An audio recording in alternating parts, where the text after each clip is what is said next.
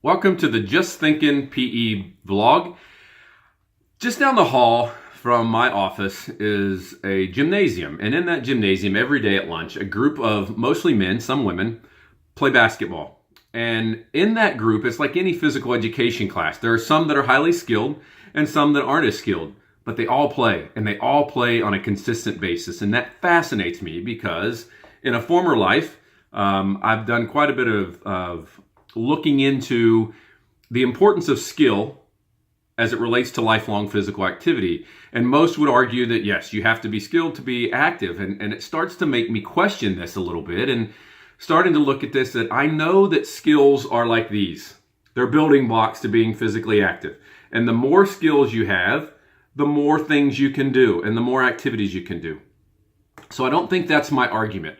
I think what I'm trying to think more through is this idea of what is the foundation that those are built on, because clearly it's not just skill.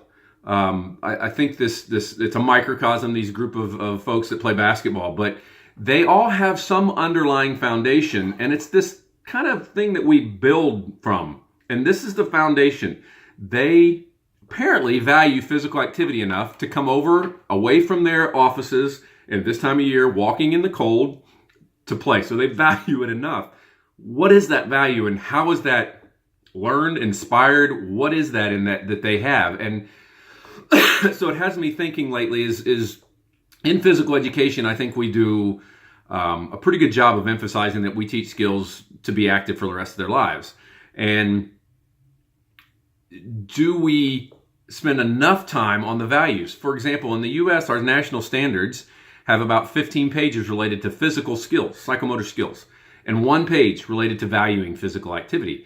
So that makes me think maybe we should be doing more on valuing to help them establish that value. But do you teach someone to value physical activity? Or do you inspire someone? Do you lead them on this journey of learning what value is, and then it's up to them to value?